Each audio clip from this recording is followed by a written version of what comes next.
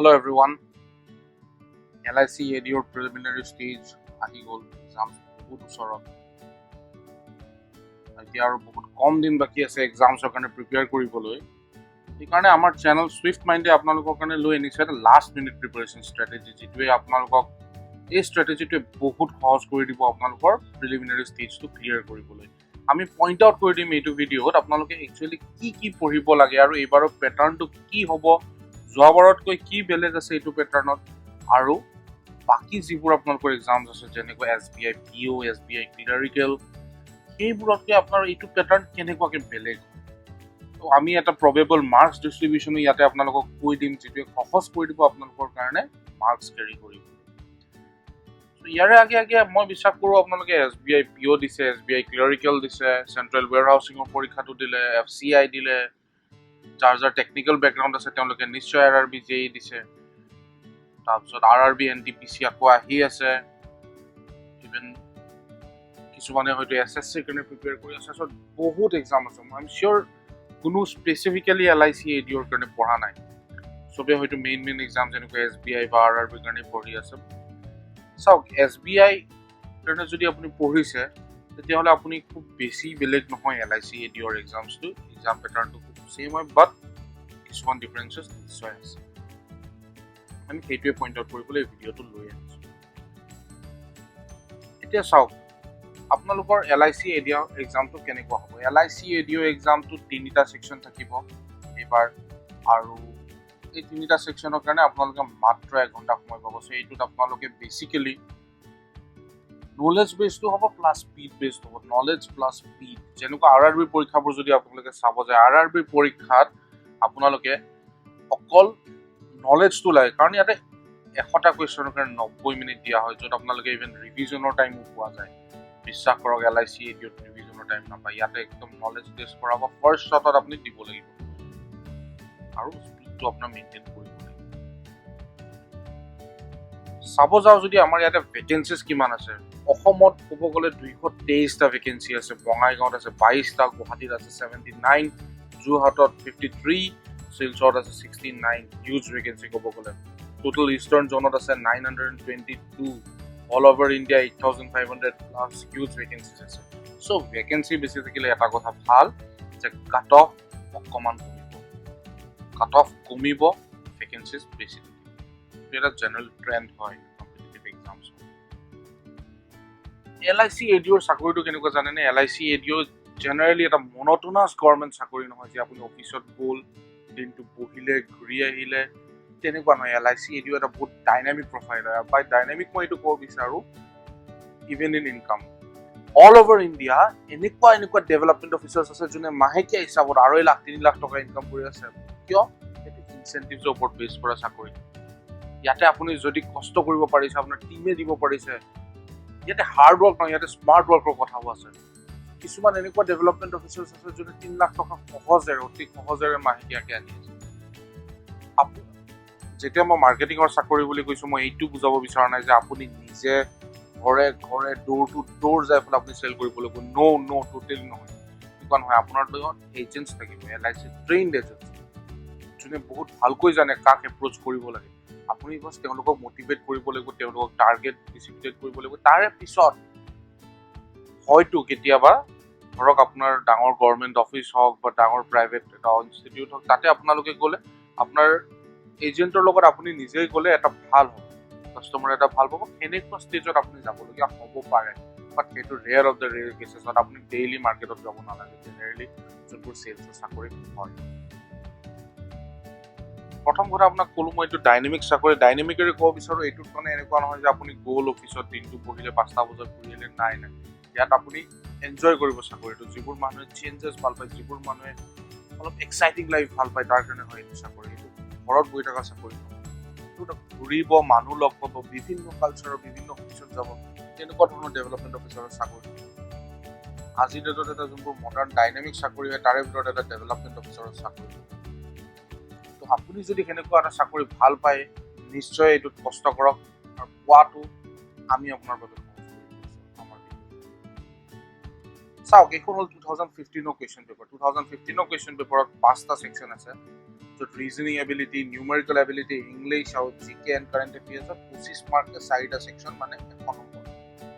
তাৰে পিছত এটা ছেকশ্যন আছে ইঞ্চুৰেঞ্চ এণ্ড ফাইনেন্সিয়েল মাৰ্কেটিং, য'ত 50 নম্বৰত 50টা কুৱেশ্যন। এই টোটেল 150 মাৰ্কছ। 150 মাৰ্কছ কৰিবৰ কাৰণে 120। চ' এইটো পেটাৰ্ণ টোটেলি ডিফাৰেণ্ট। এই যোৱাবাৰৰ কাট অফ জেনেৰেলৰ কাৰণে আছিলে 60। এইবাৰ নিশ্চয় অলপ চেঞ্জেছ হ'ব। এইবাৰ চেঞ্জেছ ভালেখিনি আছে। আমি এইবাৰৰ চিলেবাছটো আপোনাক দেখাই আছোঁ। এইবাৰৰ চিলেবাছটো প্ৰিলিমিনাৰী ষ্টেজৰ সেইটো হয় যে ৰিজনিং, নিউমেৰিকেল এবিলিটি আৰু ইংলিছ আছে। ৰিজনিং আৰু নিউমেৰিকেল এবিলিটি 35টা কুৱেশ্যন, 35 মাৰ্কছ। ইংলিছত আছে 30টা কুৱেশ্যন, 30 মাৰ্কছ। আৰু প্ৰত্যেকটো ছেকশ্যনত আপুনি 20 মিনিটকৈ সময় পাব। যদিও আপোনাৰ এটা ছেকশ্যন আগতীয়াকৈ হৈ যায়, আপুনি সেইটো ছেকশ্যনত যাব নোৱাৰিব। আপুনি 20 মিনিটকৈ থাকিব লাগিব এটা ছেকশ্যনত। লগ থাকে। ইংলিছ ছেকশ্যনটোত চাওক, জেনেৰেলি আপোনাৰ যোনটো SBI, PO বা RRB নহয়, CWC, FCA নাই যে ইংলিছত মই দুটা ষ্টাৰ দি থৈছোঁ, মানে ইংলিছটো অনলি কোৱালিফাইং ইংলিছ। আপুনি ইংলিছৰ মাৰ্কছখিনি টোটেলত আপোনাৰ ভৰ্তি কৰা নহয়। খালি আপোনাৰ ইংলিছৰ মাৰ্কছটো চোৱা হ'ব যে আপুনি কোৱালিফাইং মাৰ্কছ আছে সেইটো পাব পাৰিছে নে নাই। যদি নাই আৰু আপুনি যদি চাপ'জ ৰিজনিং আৰু নিউমেৰিকেলত 70ৰ ভিতৰত 70 পাইছে, ইংলিছত কোৱালিফাই কৰা নাই, কিন্তু যদি আপুনি ইংলিছত কোৱালিফাইং মাৰ্কছটো পাই গৈছে, তাৰে পিছত নিউমেৰিকেল আৰু ৰিজনিঙত আপুনি ভাল নম্বৰ পাইছে, তেতিয়াহে আপুনি প্ৰিলিমিনাৰী এক্সামটো পাৰ কৰিব পাৰিব। চ' আপোনাৰ ইয়াতে 70 নম্বৰ, আপুনি 70 নম্বৰৰ ভিতৰত আপুনি কিমান পায় চাওক। প্ৰবেবল কাট অফ আপুনি এষ্টিমেট কৰিব পাৰে নিয়াৰ এবাউট 35 to 40 এক্সিড কৰিব নালাগে, যিহেতুকে পোষ্ট বেছি আছে। 40ৰ ওচৰা-ওচৰি যদি আপুনি এটেম্প কৰি আহিব পাৰে কাৰেক্টলি, 40+ চিয়'ৰ থাকক প্ৰিলিমিনাৰী ষ্টেজ আপুনি পাছ কৰিব। সেইটো কৰাৰ কাৰণে মই আপোনাক এতিয়া দেখাই আছোঁ এটা প্ৰবেবল মাৰ্কছ ডিষ্ট্ৰিবিউশ্যন। এইটো আপোনালোকে দেখা পাইছে। মই প্ৰথম ৰিজনিং ছেকশ্যনটো লৈছোঁ। ৰিজনিং ছেকশ্যনটোত চিলগজিম আছে 5 মাৰ্কছ, 5 to 6 মাৰ্কছ চিলগজিম আহিব। চিলগজিমটো ছল্ভ কৰা খুব টান নহয়। ফুল মাইণ্ডত কৰিলে এটা চিলগজিম 30-35 ছেকেণ্ডত কৰিছে। চ' 2.5 মিনিটছত আপোনাৰ এই 5 নম্বৰ আহিছে।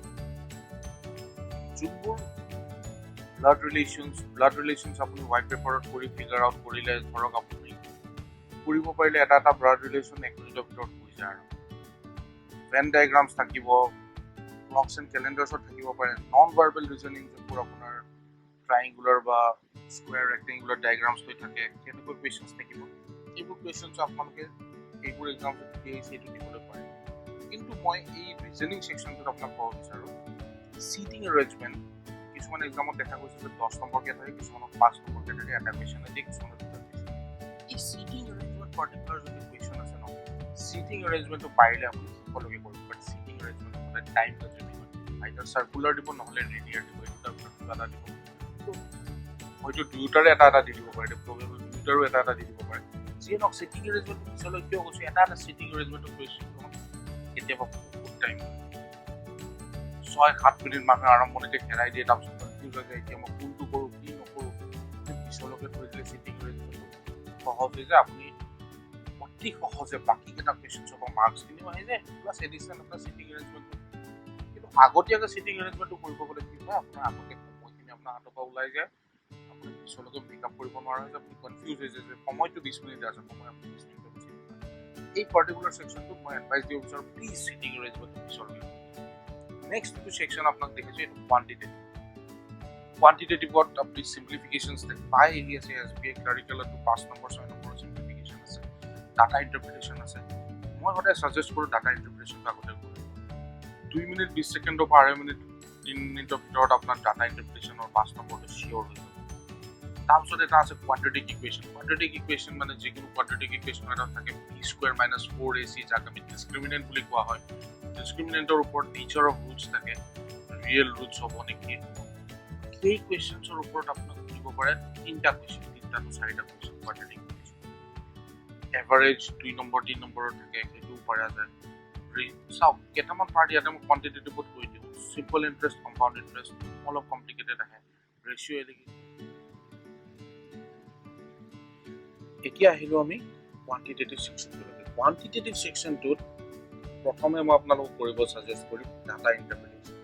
ডাটা ইণ্টাৰপ্ৰিটেশ্যনৰ যিটো 5 নম্বৰ বা 6 নম্বৰ থাকিব আপোনাৰ এখন গ্ৰাফৰ ওপৰত বা এখন পাই চাৰ্টৰ ওপৰত বেছ কৰি, তো আপোনাক এটা ইয়াৰলি ট্ৰেণ্ড দিয়া হ'ব পাৰে য'ত আপুনি এভাৰেজ ওলাব লাগে বা য'ত গ্ৰেটাৰ দেন ওলাব লাগিব পাৰে।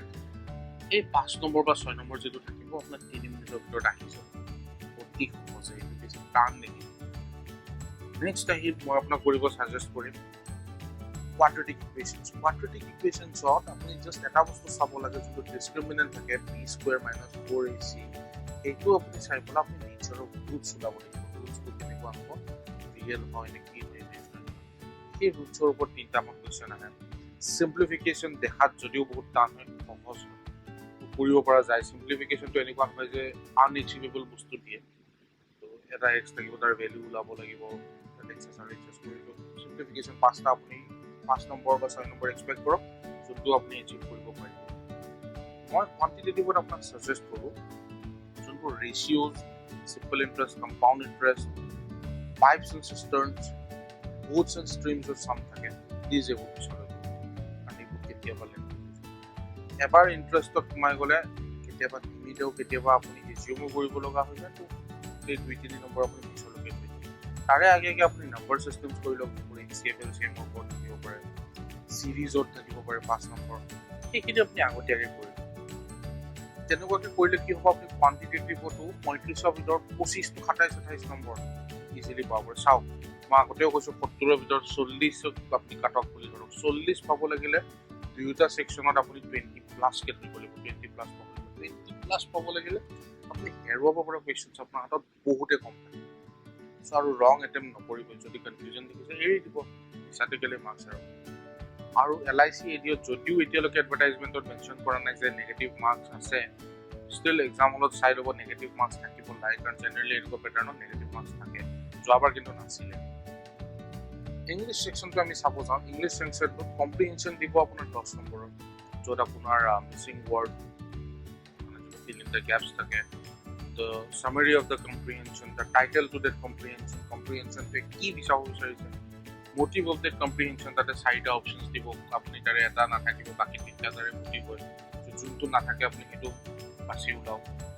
সেই কম্প্ৰিহেনশ্যনৰ 10 নম্বৰো মই ছাজেষ্ট কৰোঁ আপুনি আগতে এটেম্প কৰিব। ইংলিছত কম্প্ৰিহেনশ্যন পিছত এটেম্প কৰিব গ'লে আপোনাৰ নহয়গৈ, আপুনি কম্প্ৰিহেনশ্যনটো পঢ়োঁতে আপোনাৰ সময় ওলাই যায়, কুৱেশ্যনছবোৰ এটেম্প কৰিবলৈ সময় আগতীয়াকৈ কৰি ল'ব, 8-10 নম্বৰ যিটো থাকে আপোনাৰ হাতত। পেৰাগ্ৰাফ জাম্বলিং 5-6 নম্বৰত থাকিব, সেইটো আপুনি কৰি ল'ব পাৰিব। তাৰপিছত ক্লোজ টেষ্ট থাকিব, স্পট ডায়েৰী থাকিব, ফিল ইন দ্য ব্লেংকছ থাকিব, চুইটেবলি।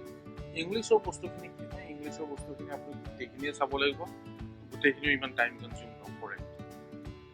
ইংলিছটো ইয়াতে কোৱালিফাইং ইন নেচাৰ হয়, চ' ইংলিছত মাৰ্কছ হেৰুৱাবতো বাদ দিয়ক, ইংলিছত আপুনি মাৰ্কছ পাবও লাগিব, কিন্তু খুব বেছি পায়ো লাভ নাই, 30ৰ ভিতৰত 30 আনিও লাভ নাই, চ' যোনটো কোৱালিফাইং মাৰ্কছ হয় সেইখিনি আপুনি পাব লাগিব। সেইটো কাৰণে আপুনি পঢ়াখিনি কৰক, কিন্তু মাৰ্কছ হেৰাব। এইটো পঢ়িবলৈ এটা মাৰ্কছ ডিষ্ট্ৰিবিউশ্যন চাৰ্ট আপুনি সন্মুখত দেখি আছে, এইটোৰ অনুযায়ী ষ্টাডি কৰক, লাষ্ট খুব কম সময় আছে, আই এম চিয়'ৰ আপোনালোকে নিজৰ মাৰ্কছখিনি পাই LIC ADO